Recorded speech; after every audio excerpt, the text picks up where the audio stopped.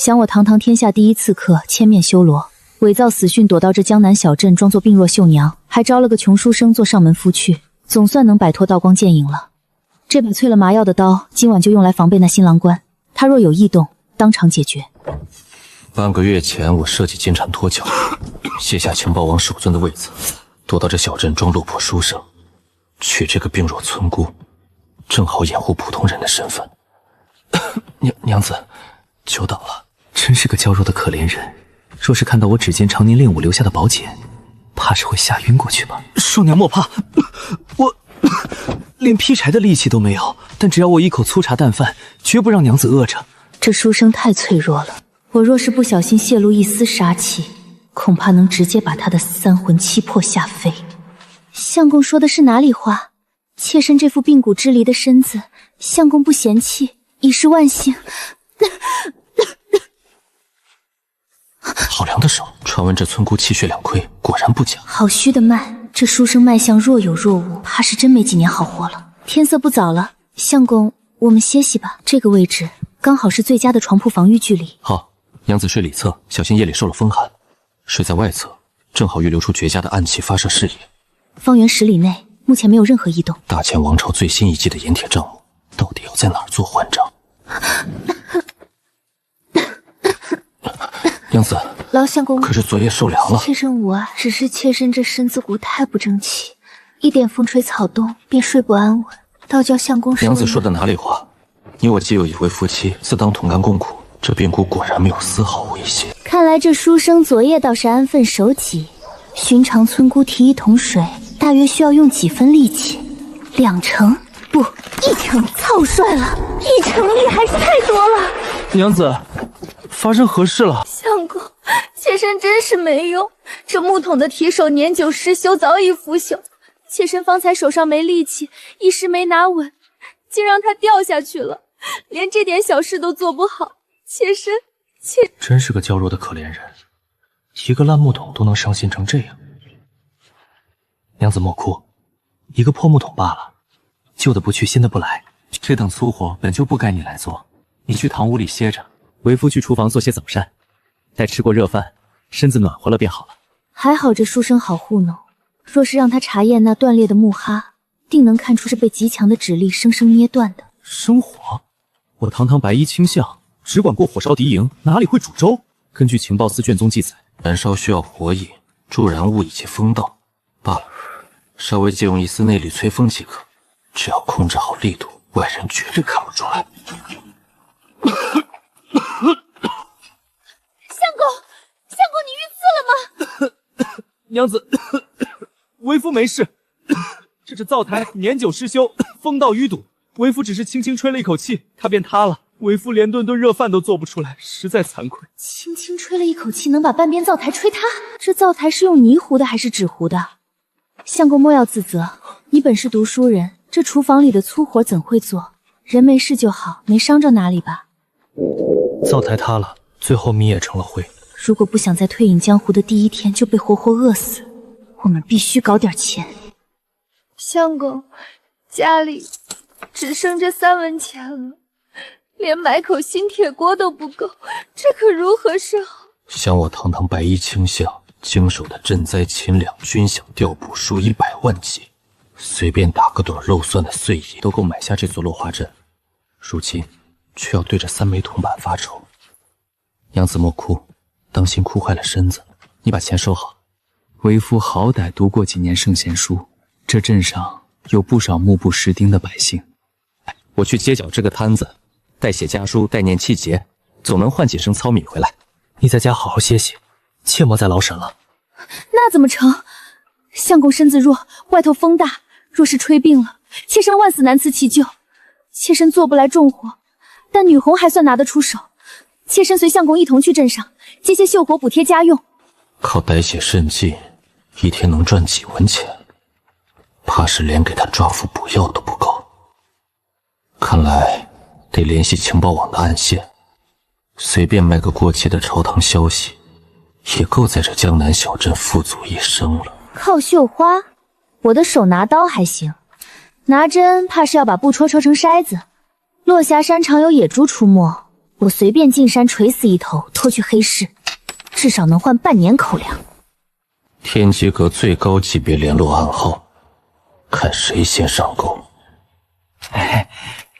这位先生，我看你画工不错，可能帮我写副对联。一字10两，不议价。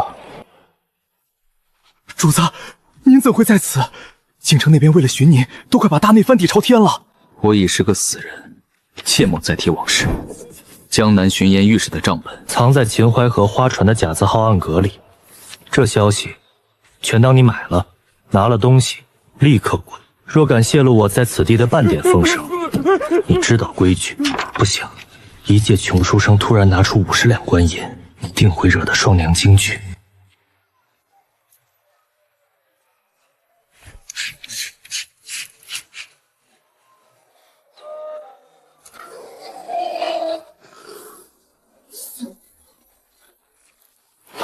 好久没活动筋骨，力道竟有些生疏了。不对，我是一个风吹就倒的村姑，扛着3、400斤的野猪回去，相公非得以为我是山精野怪不可。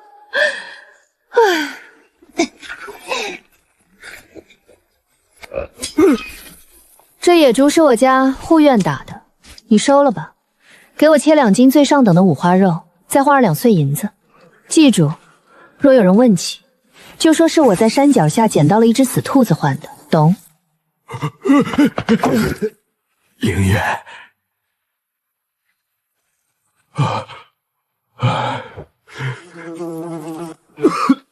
娘子，为父今日运气不错，替几位不识字的大娘写了家书，赚了18文钱。相公真厉害！妾身今日去布朗领绣活，回来的路上运气极好，竟在路边捡到了一只撞死在树桩上的野兔。妾身怕见血，便拿去和屠户换了2斤猪肉和几文钱。咱们今晚终于能吃顿好的了。捡到野兔，这屠户可是出了名的奸商，一只死兔子能换2斤上等五花肉，这傻丫头定是被人骗了，还帮人输钱。罢了，她开心就好。落花镇一个不留。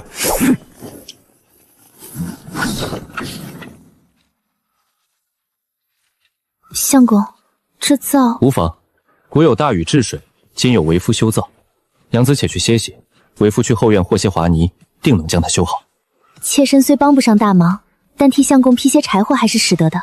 这土灶的承重受力点，通风口风压流速，只需在卡位加高2寸，离尾流出3分风道，便能形成完美的回旋热流。劈柴？我这辈子只劈过人，没劈过柴。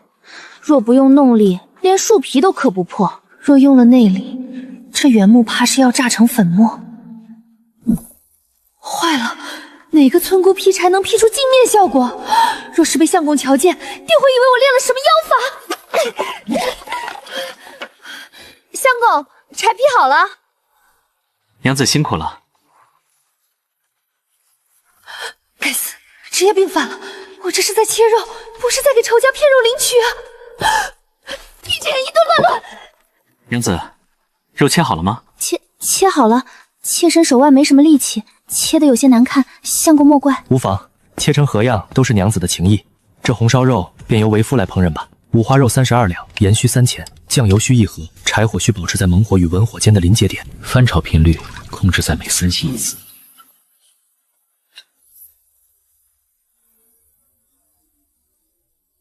相公，这肉看着便极为实在。娘子过誉了，初次下厨，火候稍显急躁，快尝尝看。相公手艺天下无双。娘子，可是这肉太香，感动落泪了。若是喜欢，为夫日后天天为你做。相公读书已经辛苦，这等粗活，日后还是交由妾身来吧。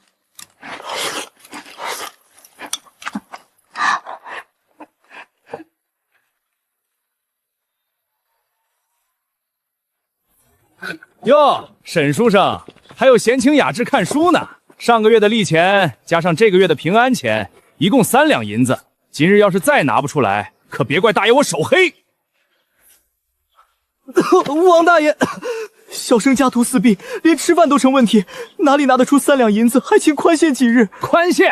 你当老子这是善堂啊？没钱就跟老子去码头扛大包抵债。你这细皮嫩肉的，说不定还能卖去城里的小蓝窝。住手！你们不要欺负我相公，他身子弱，受不得惊吓。只要这恶霸再敢靠近1寸，我就切断他的重动脉，伪装成他突发羊癫疯。哟，原来这就是沈书生刚取的俏迷子啊！既然没钱，拿你这细皮嫩肉的祥子来抵债，大爷我倒也不是不能通融。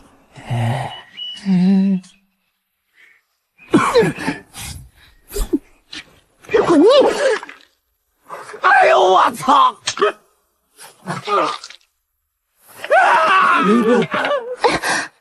算你运气好，若不是怕吓着我相公，刚才废的就不是你的腿，而是你的脑袋。这真是多行不义必自毙啊！王大爷，你走路可千万要当心些。姓沈的，你给老子等着！这等乡野恶霸，竟敢对双娘起歹念！今夜便传信天机阁江南分部，将这厮背后的毒坊连根拔起。这癞蛤蟆竟敢恐吓我相公，今夜我不把他切成8段扔进深山喂狼，我就不叫千面杀神。娘子受惊了，相公才是，刚才你为了护我险些摔倒。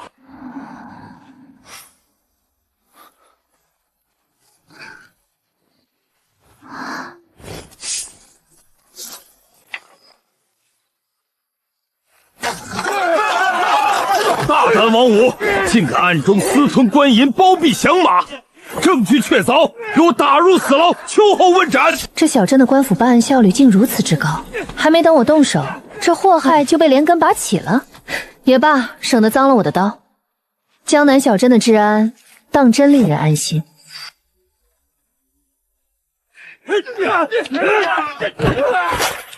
江南县令倒也算是个识聪明人，收到我的密信动作还算糜烂，如此一来，便无人再敢搅扰双娘的清静日子了。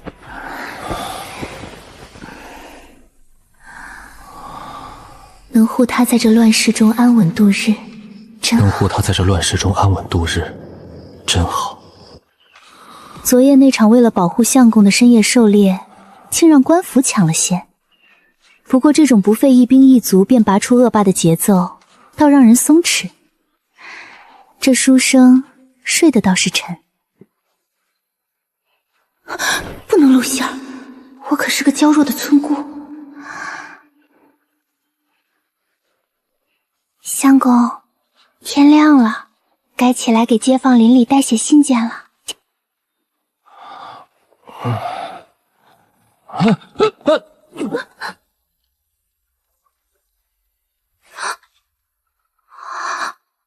这哪里是妆，这分明像铁板一样硬。相公小心，身子怎还是如此虚乏？莫不是昨日那恶霸闹事，当真吓坏了？不过是救急罢了，让娘子受惊了。待我多赚些银两，买些名贵药材补补，定不会拖累娘子。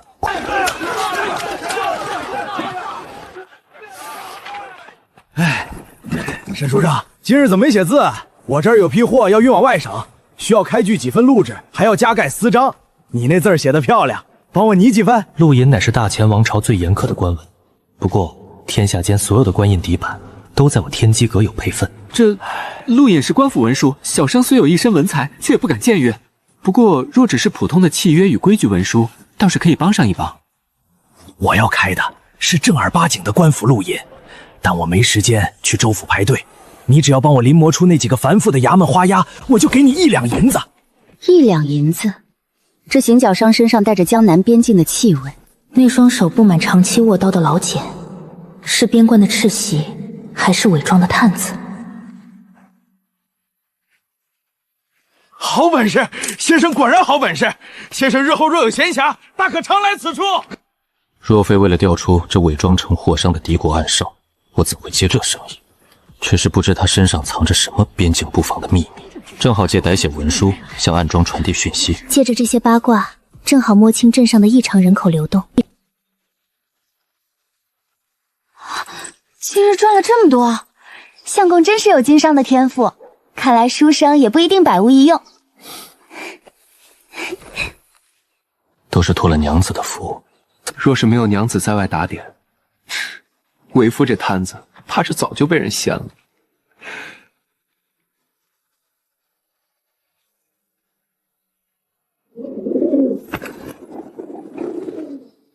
这绣花针实在太轻，比起杀人的刀，力道太难控制了。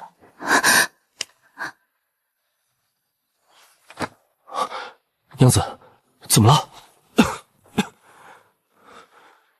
作为刺客，赵门与弱点绝不轻易一人。可是他的手好凉，相公，娘子这双手，定是以前在田间地头操劳过度，留下了这些茧子。是为父无能，连件成衣都买不起，还要让娘子受这般苦楚。相公莫要自责，相公的手是用来握笔考取功名的，怎能受冻？老大说，昨日那穷书生画的通关花押，连官府特有的诛杀暗记都分毫不差，他极有可能是朝廷潜伏的暗探。宁可错杀，绝不放过。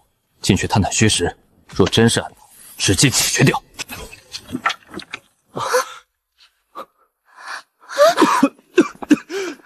娘子莫怕，相公有强盗。你就是昨日在街头代写新信的书生。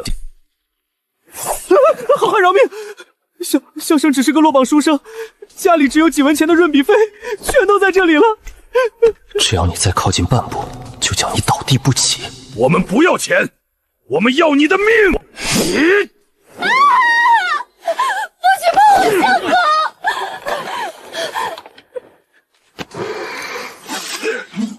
相公！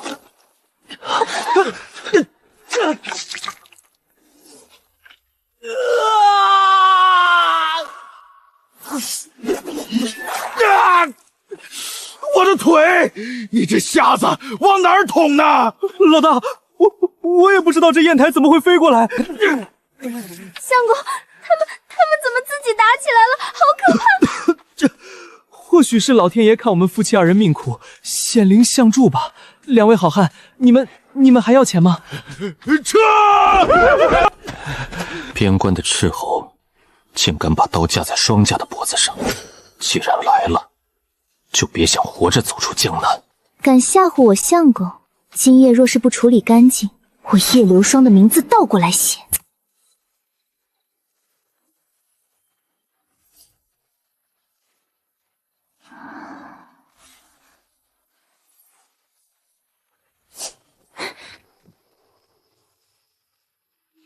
真是活见鬼了！那对穷酸夫妻到底是什么来头？老子纵横边关10几年，还没受过这种窝囊气！闭嘴，留着力气赶路。那书生画的路引绝对有问题，必须尽快将此事禀报给首领。这江南水乡邪门的很，大钱的暗探啊！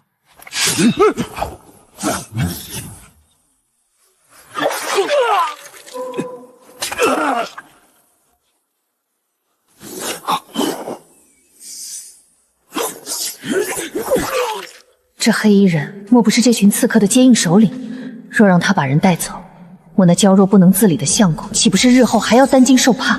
而敢！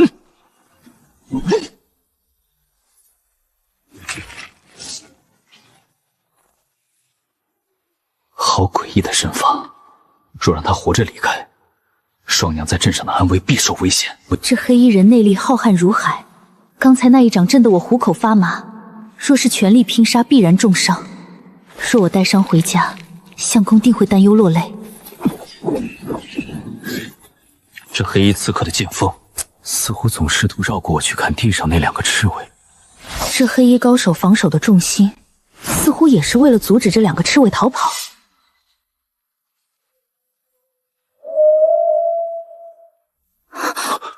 糟了，出来太久，若是相公夜半醒来发现我不在身边，糟了，出来太久，若是娘子夜半醒来发现我不在身边，定会吓得六神无主。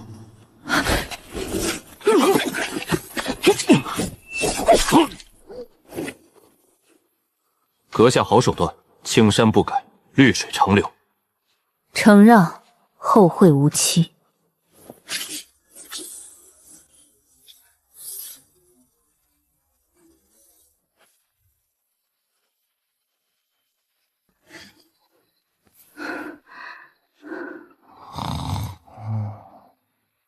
还好，相公睡得熟，没发现我半夜出门去杀人。好凉，相公的心跳比平时快了一丝，他身上的寒气根本不是在屋子里睡觉能染上的。娘子怎么身上这般凉？可是七爷受了风寒。妾身想还做了个噩梦，出了一瞅相公，便在窗边站了一会儿。相公的肩膀怎么这么宽阔结实？这身形轮廓怎么越想越像刚才那个黑衣高手？不可能，我相公连木桶都提不动，生个火都能把灶台炸了。他若是那黑衣人，我当场把院里的石墨生吞了。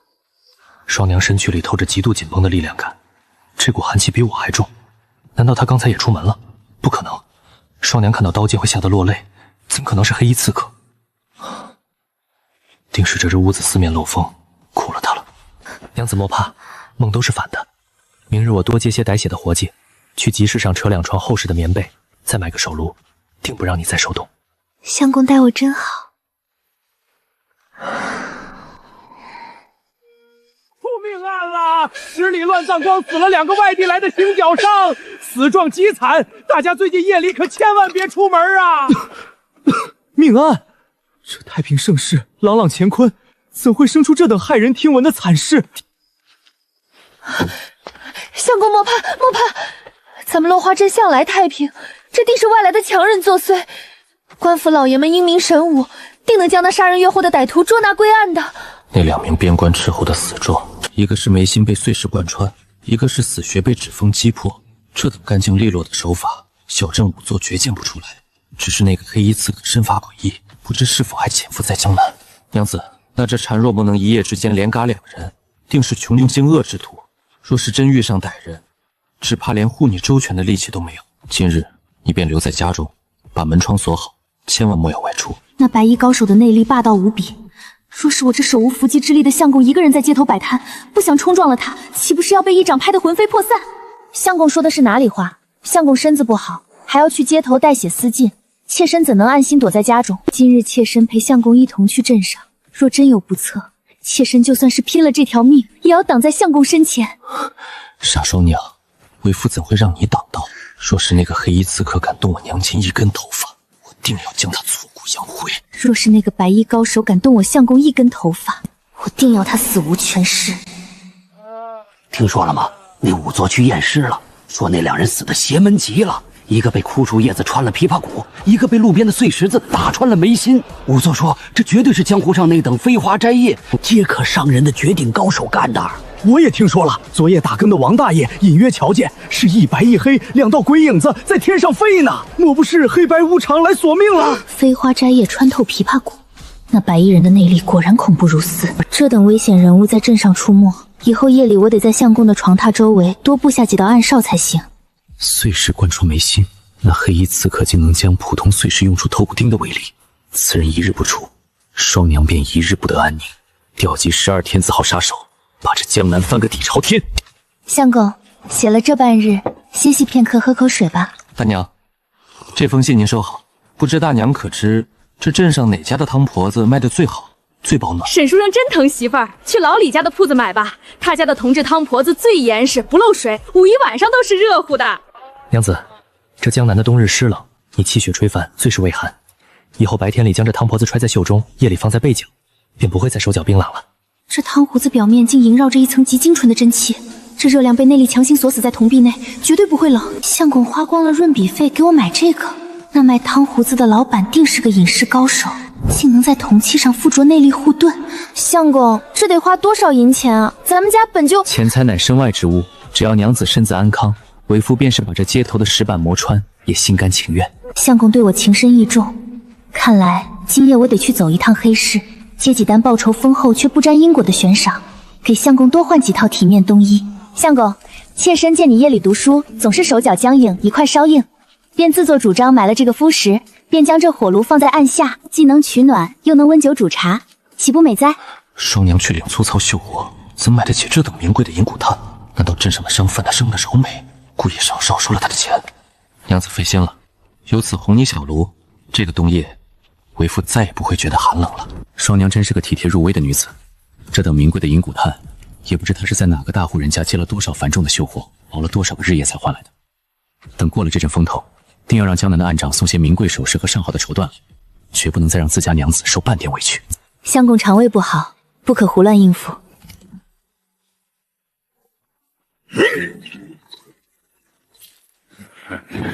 哟，沈书生，日子过得挺滋润啊！还有心思在这里温茶煮豆腐？钱大爷，您这是何意？小生这个月的摊位费，前几日不是已经交过了吗？哼，摊位费是交过了，但那是上个月的规矩。钱员外家要在城西建个大庄园，急需郑重地气。我看你这字儿写得不错，今日跟我走一趟，帮我伪造几份城西张老汉家的田契。事成之后，少不了你的好处。若是不去，你这摊子今天就别想摆了。伪造田契，强占良田，这等鱼肉百姓的蛀虫。若是放在京城，我一句话便能让其九族流放。钱大爷，这等触犯王法之事，小生万万不敢做啊！小生只读圣贤书，这等丧尽天良的伪造文书，若是被官府查出来，是要杀头的。呸！敬酒不吃吃罚酒，在这落花镇，钱员外就是王法，给我砸！把这穷酸的摊子掀了，连人一起给我绑回去！相公，不要打我相公！找死的东西，连我相公温茶的火炉都敢踹！今日我不把你们的四肢卸下来当柴烧，我就不配叫千面凶手！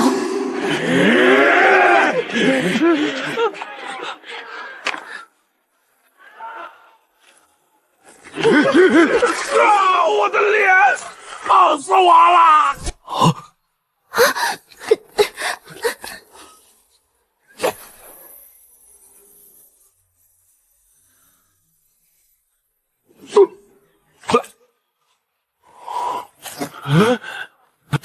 这是怎么回事？钱大爷，你还要抓我相公吗？这位大哥定是不小心被炭火绊倒了，那位大哥又不知怎的晕了过去，这可如何是好？钱大爷，小生这摊子已经被你毁了，你还要如何？这地方太邪门了，上次王五就是在这附近平地摔断了腿，今天我的人又接连栽跟头，这穷书生莫不是有孤魂野鬼暗中保佑？算你们今天运气好，这事儿没完！哎呀，这钱麻子平日里作恶多端，今儿个真是遭了报应了。沈书生，你们夫妻俩没事吧？快起来！相公，咱们的火炉坏了，这可是妾身好不容易攒钱买来给相公取暖的。娘子莫哭，一个炉子罢了，坏了为夫再修。只要娘子没受惊吓，比什么都强。今日这急事是待不下去了，咱们先回家。相公今日定是受了极大的惊吓，回去后妾身给你熬碗姜汤安安神。有娘子在身边，为夫什么都不怕。钱员外勾结官府，鱼肉乡里，今夜天机阁江南暗抓的卷龙宗库里，必须要多一份钱老外通敌卖国的谋反铁证了。钱家是吧？连本姑娘买的火炉都敢砸，今夜我便去他府上走一趟，让他知道这江南的地界上哪里的土是最适合埋人的。叔父，你可得为侄儿做主啊！那个姓沈的书生绝对学过妖法，咱们的人刚靠近就莫名摔断了腿。废物！明日你多带几十个好手，直接把那穷酸的摊子连同他住的破院子一把火烧了。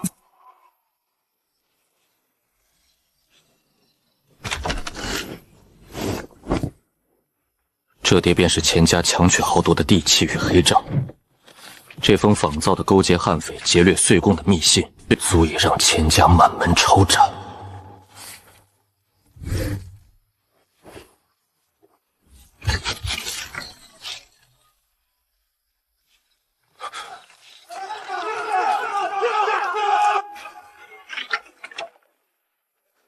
来人啊！护院，快抓刺客！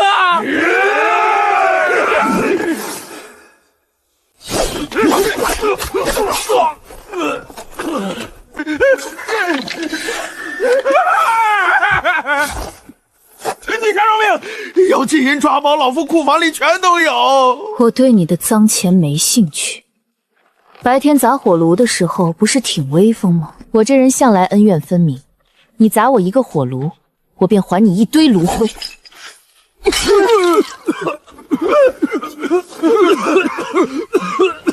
记住，若再敢去惹那写书信的摊子，下一次塞进你们嘴里的就是刀子。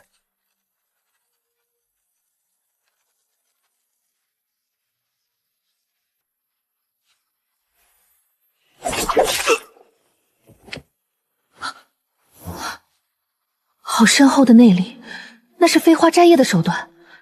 此人莫非就是那绝世高手？他为何在此，还暗中出手替我解围？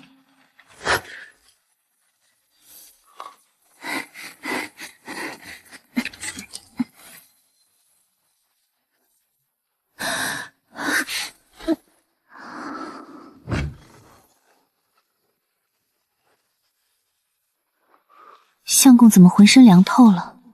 难道他起夜去了茅房，被外头的冷风吹着了？他这身子骨怎么受得住？双姐的身子怎么冷得像一块冰？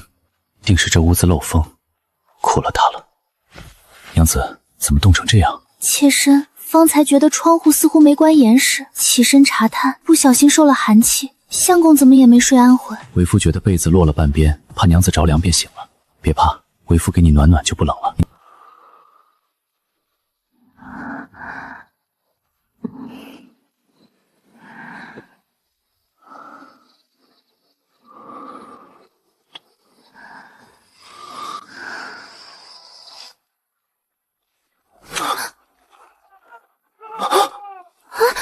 相公，外面怎会如此吵闹？娘子莫怕，为夫这就去院门口瞧瞧。你且在榻上歇着，当心受了风。哎呦，沈书生，你快看，出大事了！昨夜州府的钦差大人连夜带兵查抄了城西的钱家庄园，听说那钱员外胆大包天，竟敢暗通山匪，意图谋反，从他家书房暗格里搜出了铁证呐！竟有此事！钱员外平日里虽跋扈了些，怎敢犯下这等诛九族的死罪？谁说不是呢？官兵冲进去的时候，那钱家书记侄俩被人剥了外衣，倒吊在房梁上，满嘴塞的都是连哭都哭不出来。现下正锁在囚车里游街，准备押往州府大牢呢。果真是那人干的，这江湖中竟也有这等惩恶扬善的好汉。若有机会再遇，定要请对方喝杯水酒。善恶到头终有报，如此一来，咱们落花镇的百姓总算是能过上安稳日子了。我昨夜只是想给他们一个教训，怎么我前脚刚走，钦差后脚就搜出了谋反铁证？这定是有人暗中栽赃嫁祸，好狠绝的借刀杀人计。此等算无一策的心机，绝非常人能及。相公，外头冷，咱们回屋吧。那钱家恶贼既已被抓，相公日后去街头拜写书印，便再也不用担惊受怕了。今日镇上喧闹，为夫便不去摆摊了。咱们收拾收拾，去集市上置办些过冬的玩意儿。昨夜看你冻得发抖，为夫这心里实在不是滋味。掌柜，劳烦拿2床最厚实的棉被，要新弹的棉花，再扯几匹细棉布，要湖蓝色与月白色的，给我家娘子做2身冬衣。相公，这得花多少钱？你代写书信赚得如此辛苦，怎能这般破费？妾身近日绣了几幅大件屏风，主母心善，多赏了些工钱。相公也莫要光顾着妾身，给自己也添置几件厚实的帐衣才是。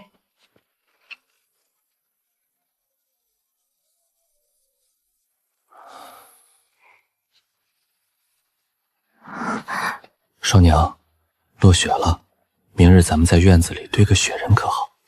好，听相公的。你是说派去江南追查那2把刀下落的12名精锐，全都命丧乱葬岗，且死法皆是一击毙命。回9000岁的话，属下查验过尸体，那手法极其像失踪已久的暗杀阁第一刺客千面修罗，而且钱家被抄家的卷宗里，那封通敌信件的笔法神韵，与那位辞官下野的南守尊如出一辙。好，很好。